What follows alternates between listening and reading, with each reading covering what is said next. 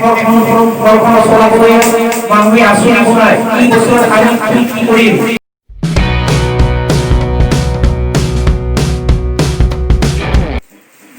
নিশ্চয় পৰিকল্পনা কৰে আৰু পৰিকল্পনাৰ মাজেৰে ঘৰখন চলায় ঠিক তেনেকৈ চৰকাৰখনক চলাব লাগিছে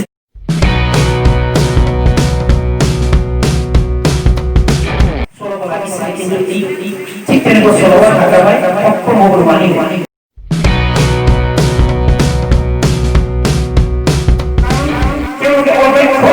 অপেক্ষ মানুহবিলাকৰ চৰকাৰে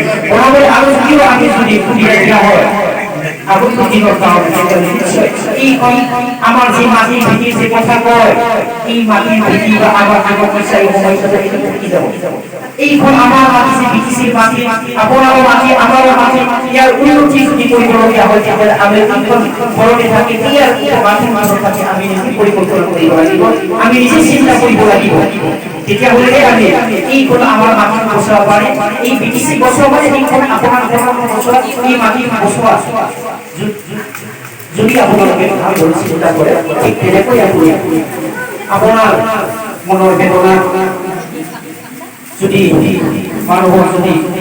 প্ৰকাশ কৰিবলগীয়া হয় তেনেকৈ প্ৰকাশ কৰিব লাগিব কিন্তু এইখিনি সমস্যাটো আগামী মাৰিবৰ কাৰণে উন্নতি কৰিবৰ কাৰণে বহুতখিনি সময় পাইছিলে